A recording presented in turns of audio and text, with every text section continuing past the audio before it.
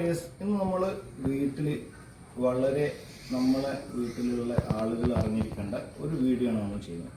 നമ്മുടെ വീട്ടിലെ വാഷിംഗ് മെഷീന് നമ്മൾ അത് ക്ലീൻ ചെയ്ത് കൊടുക്കേണ്ടതുണ്ട്. നമ്മളൊരു 4 മാസം കൂടുമ്പോൾ അല്ലെ 6 മാസം കൂടുമ്പോൾ നമ്മൾ അതിൻ്റെ ഫിൽറ്ററും അതിൻ്റെ പൾസിറ്ററൊക്കെ നമ്മൾ ക്ലീൻ ചെയ്ത് കൊടുക്കേണ്ട ആവശ്യമുണ്ട്. ഇപ്പോൾ ഒരു ആഴ്ച മുന്നേ നമ്മുടെ തറവാട്ടിലെ വാഷിംഗ് മെഷീന് കേടുവന്നു. ആ സമയത്ത് നോക്കുമ്പോഴാണ് ഇങ്ങനെയുള്ള പ്രശ്നങ്ങളൊക്കെ വാഷിംഗ് മെഷീനിൽ ഉണ്ടെന്നുള്ളത് സത്യത്തിൽ ഞാൻ മനസ്സിലാക്കുന്നത്.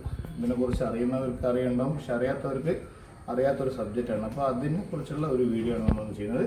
നമുക്ക് വീഡിയോ എടുക്കാം. വേർപൂളിൻ്റെ വാഷിംഗ് മെഷീനാണ്. ഓരോരോ കമ്പനിയുടെ വാഷിംഗ് മെഷീൻ്റെ അകത്തും ചെറിയ ചെറിയ ചേഞ്ചസ് ഉണ്ടാവും. പക്ഷേ മൊത്തത്തിലുള്ള കാര്യങ്ങൾ എന്ന് പറഞ്ഞു കഴിഞ്ഞാൽ കോമൺ ആയിരിക്കും. ചെറിയ ടൂൾസിൻ്റെ കാര്യത്തിൽ മാത്രമേ ചെറിയ ചേഞ്ചസ് ഉണ്ടാവും. വിഷയം ഒന്നു തന്നെ ആയിരിക്കും. ഫസ്റ്റ് ഓഫ് ഓൾ നമ്മളെ വീടുകളിൽ ചെറിയ ഒരു ടൂൾസ് ബോക്സ് ഉണ്ടാവുമെന്നാണ് എനിക്ക് ആദ്യമായിട്ട് പറയാനുള്ളത്. ഒരു കട്ടിംഗ് പ്ലെയർ, 2 സ്ക്രൂ ഡ്രൈവർ, അങ്ങനെ തുടങ്ങി ചെറിയൊരു ബോക്സ് സ്പാനറൊക്കെ ഉള്ള ഒരു ചെറിയ ടൂൾസ് ബോക്സ് നമ്മുടെ വീടുകളിൽ ഉണ്ടാവണം. ഒരു ടെസ്റ്റർ, ചെറിയ എന്തെങ്കിലുമൊക്കെ കാര്യങ്ങളുണ്ടെങ്കിൽ നമുക്ക് വീട്ടിൽ നമ്മൾ ആണുങ്ങൾക്ക് തന്നെ ചെയ്യാൻ പറ്റുന്ന കാര്യങ്ങളേ ഉള്ളൂ. ഇതൊക്കെ പെണ്ണുങ്ങൾക്കും ചെയ്യാം. അതിന് ചെറിയൊരു ധൈര്യവും ചെറിയൊരു ഇൻട്രസ്റ്റ് ഉണ്ടെങ്കിൽ നമുക്ക് ചെയ്യാൻ പറ്റുന്ന കാര്യങ്ങളേ ഉള്ളൂ. ഓക്കെ, നമുക്ക് വീഡിയോയിൽ പോകാം. നമ്മൾ വാട്ടർ ഇൻലെറ്റില്ലേ, ഈ വാട്ടർ ഇൻലെറ്റിൻ്റെ തൊട്ട് താഴത്തായിട്ട് നമുക്ക് ഫിൽറ്റർ ഉണ്ടാവും. ഫിൽറ്ററിനെ നമ്മൾ ക്ലീൻ ചെയ്ത് കൊടുക്കണം. ഫിൽറ്ററിനെ നമുക്ക് ഒരു 2 മാസത്തിലൊരിക്കലൊക്കെ വേണമെങ്കിൽ ഇതിങ്ങനെ സിമ്പിളായിട്ട് അയച്ചിട്ട്, ഇതൊരു പുഷ് ബട്ടണാണ്. ഈ പുഷ് ബട്ടൺ ഇങ്ങനെ ഓപ്പൺ ചെയ്ത് കഴിഞ്ഞാൽ നമുക്കത് ക്ലീൻ ചെയ്ത് കൊടുക്കാം. ഇതിൻ്റെ അകത്ത് കണ്ടോ, ഇത്രയും വേസ്റ്റ് ഇതിൻ്റെ അകത്ത് കിടപ്പുണ്ട്. നമ്മൾ ഏകദേശം ഒരു 1.5 വർഷമായിട്ട് വീട്ടിൽ കൂടുതൽ കഴിഞ്ഞതിന് ശേഷം അത് ക്ലീൻ ചെയ്തില്ല. ഇങ്ങനെയാണ് ഇത് ബ്ലോക്ക് ആവുന്നതും കംപ്ലൈൻ്റ് ആവുന്നതും.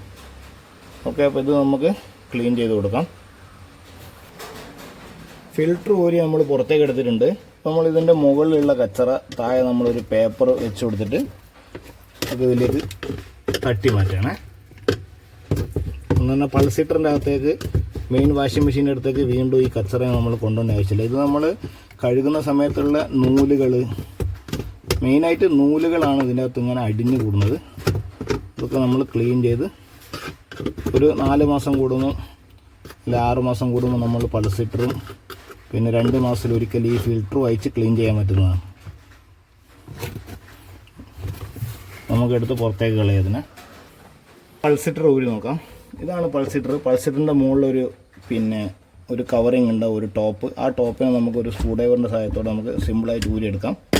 അത് ഈ പൾസിറ്ററിൻ്റെ മുകളിലും കുറച്ച് കച്ചറ അടിഞ്ഞ് കിടക്കുന്നുണ്ട്. ഇത് നമ്മൾ ക്ലീൻ ചെയ്തിട്ട് ഒരു സ്ക്രൂ ഡ്രൈവർ കൊണ്ട് നമുക്ക് കോമൺ ആയിട്ട് ഊരിയെടുക്കാൻ പറ്റും. കോമൺ ടൈപ്പാണ് സ്ക്രൂ. ചിലപ്പോൾ സ്റ്റാർ ടൈപ്പ് സ്ക്രൂ ആയിരിക്കും, അല്ലെങ്കിൽ ഇതിൻ്റെ അകത്ത് നമ്മൾ നോർമലി കാണുന്ന നെറ്റായിരിക്കും. ആ സമയത്ത് നമുക്ക് ഒന്നില്ലെങ്കിൽ റിംഗ് സ്പാനർ അല്ലെങ്കിൽ ബോക്സ് സ്പാനർ ഉപയോഗിച്ച് വേണം നമുക്ക് അയക്കേണ്ടത്. ഇത് നോർമൽ സ്ക്രൂ ആണ്, നമുക്ക് നോർമലായിട്ട് അയച്ചെടുക്കാം.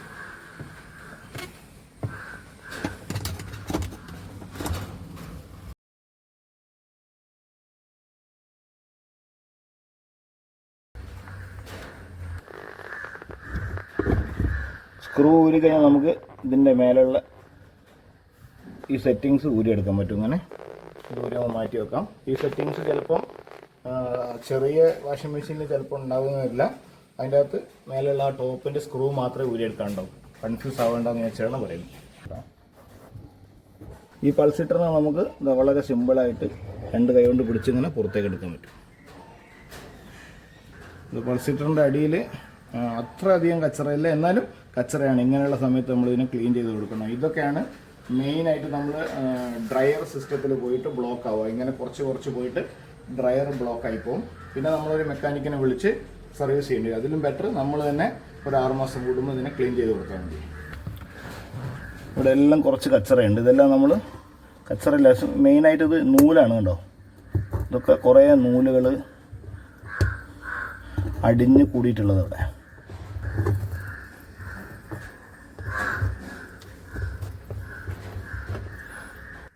അത് കണ്ടോ, ഒരു കോയിൻ. കുറേ ദിവസമായി ഷെബു പറയുന്നത് ഇതിൻ്റെ അകത്ത് ഒരു സൗണ്ട് കേൾക്കുന്നുണ്ട്. അതുകൊണ്ട് ഒരു 10 റുപ്പീസിൻ്റെ കോയിൻ ഉണ്ടോ. ഇത് പൾസിറ്ററിൻ്റെ അടിയിൽ ഇങ്ങനെ ചുറ്റിക്കൊണ്ടിരുന്നതാണ്. ദിവസം ഈ സൗണ്ട് കേൾക്കുമ്പോൾ ഷെബു എൻ്റെ അടുത്ത് പറയാറുണ്ട് ഇത് ക്ലീൻ ചെയ്യണമെന്ന്. ഇത് ഇവിടെ കിടന്നത് ഓക്കെ, ഇത് നമ്മൾ താഴോട്ട് ഇറങ്ങിപ്പോയി പൈപ്പൊക്കെ ബ്ലോക്ക് ആയി കഴിഞ്ഞാൽ പിന്നെ ഭയങ്കര പണിയാണ്. അപ്പോൾ ശ്രദ്ധിക്കുക. ഇത് നമുക്ക് നോർമലി ഒന്ന് വെള്ളം ഒഴിച്ചിട്ട് നോർമലി ഒന്ന് കഴുകി കൊടുക്കുക. നമ്മൾ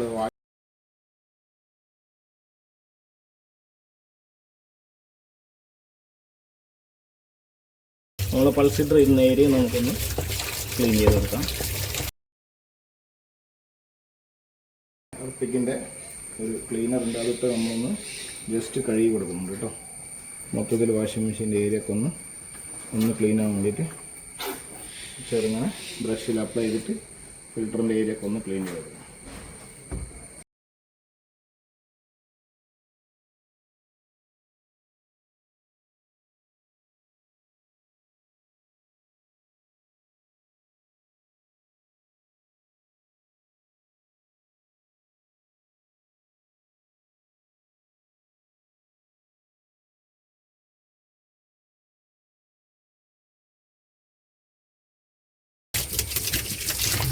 ക്ലീൻ ചെയ്യാൻ വേണ്ടിയിട്ട് ഇവിടെ വാഷിംഗ് ഏരിയ ഒരു കൊണ്ടുവന്നാണ്. അവിടെ പ്രഷർ കുറവാണ്, നല്ല പ്രഷറിൽ വേണം ഇത് കഴുകാൻ.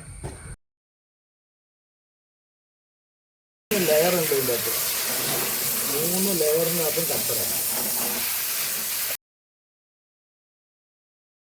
ഇങ്ങനെ ക്ലീൻ ആയത് നമുക്ക് വേണമെങ്കിൽ ഒന്നും കൂടി ബ്രഷ് ഇട്ട് ക്ലീൻ ചെയ്ത് കൊടുക്കാം.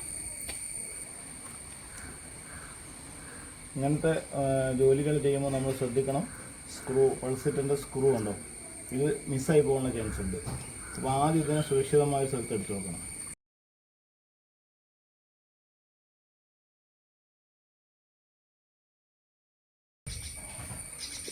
ഇങ്ങനെയുള്ള കാര്യങ്ങൾ ചെയ്യുമ്പോൾ നമ്മൾ ശ്രദ്ധിക്കേണ്ടതാണ്, നമ്മൾ അയച്ച സാധനങ്ങളൊക്കെ നമ്മൾ തിരിച്ചും ഫിറ്റ് ചെയ്യണം. പണ്ട് ഒരു സിനിമയിൽ സൈക്കിൾ അയച്ച് ഫിറ്റ് ചെയ്തപ്പോൾ കുറേ പാർട്സ് കുറഞ്ഞ ഒരു സീൻ ഉണ്ടായിരുന്നു. അതേപോലെ ആയിപ്പോരുത്. ഇങ്ങനെ ഓരോ സാധനങ്ങളുണ്ട്, ഇതൊക്കെ ഏത് രീതിയിലാണ് ഉണ്ടായിരുന്നത് ആ രീതിയിൽ തന്നെ ഫിറ്റ് ചെയ്യണം. അതിന് നമ്മൾ ഓരോരോ ഘട്ടത്തിലും തന്നെ ഫോട്ടോ എടുത്ത് വയ്ക്കണം ആദ്യമായിട്ട് ചെയ്യുന്ന ആൾക്കാർ. ഇപ്പോൾ ഇതിൻ്റെ അകത്തുനിന്ന് തെറിച്ച് പോയതാണ്. നമുക്കത് അറിയില്ലെങ്കിൽ പിന്നെ നമ്മൾ വിചാരിച്ചമായി സിസ്റ്റം സെറ്റ് ആകും. മെയിൻ പൾസിറ്റർ വാഷ് ചെയ്ത് കൊടുക്കുക.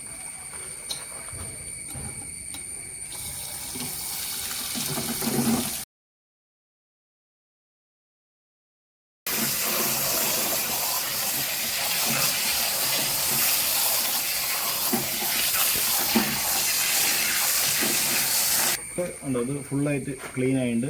നമുക്ക് ബ്രഷ് വേണമെങ്കിലും കുറച്ചൊന്ന് വേണമെങ്കിൽ ഏതെങ്കിലും ലിക്വിഡ് ഉപയോഗിച്ച് ഒന്നും കൂടി കഴുകി കൊടുക്കാം.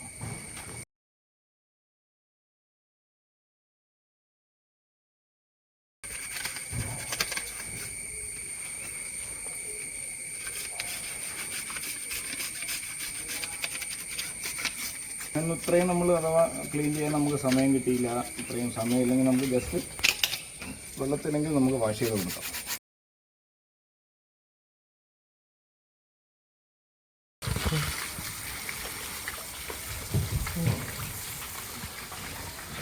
നമ്മൾ ക്ലീനിങ് എല്ലാം കംപ്ലീറ്റ് ആയി.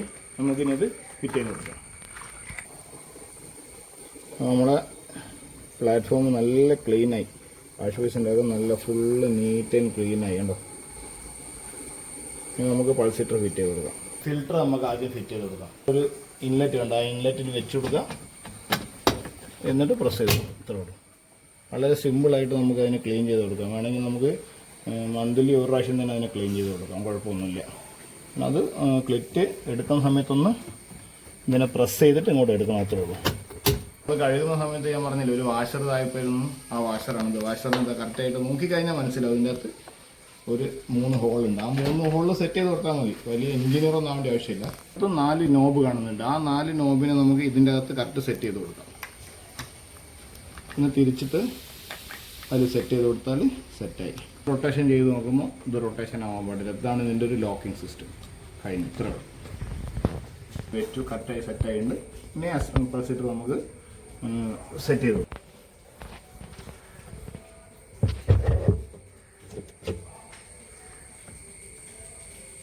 നമുക്ക് സ്ക്രൂ ഇട്ടിടുക.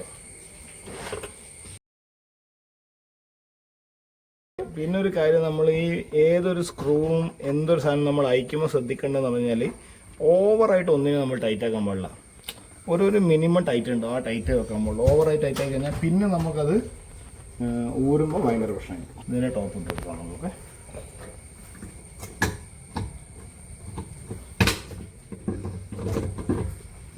സെറ്റ്. അതിൻ്റെ ഓൺ ചെയ്ത് താങ്ക് യു. സെറ്റ് ആണ്. അപ്പോൾ വളരെ സിമ്പിളായിട്ട് എങ്ങനെ പ്രഷർ ഹീറ്റർ ക്ലീൻ ചെയ്യാമെന്നില്ല നമ്മുടെ വീഡിയോ കൂടെ നിങ്ങൾക്ക് മനസ്സിലാക്കാൻ പറ്റും. അപ്പം നമ്മുടെ ഇങ്ങനെയുള്ള നല്ല നല്ല അറിവുകൾക്ക് വേണ്ടിയിട്ട് നമ്മുടെ ചാനൽ സബ്സ്ക്രൈബ് ചെയ്യുക, കമൻറ്റ് ചെയ്യുക, നമ്മുടെ കൂടെ കൂടിക്കും. Okay, take care and bye. ഇനിയൊരു വീഡിയോ ശ്രദ്ധിക്കുന്നവരെ നന്ദി, വണക്കം. അപ്പോൾ ഈ 10 രൂപ നമുക്ക് വാഷിംഗ് മെഷീനിൽ നിന്ന് ഇങ്ങനെ ഏതൊരു സ്ഥലത്തും പണി ചെയ്യാൻ പോയി കഴിഞ്ഞാൽ ഈ കൂലി നമുക്കുള്ളതാണ് കേട്ടോ.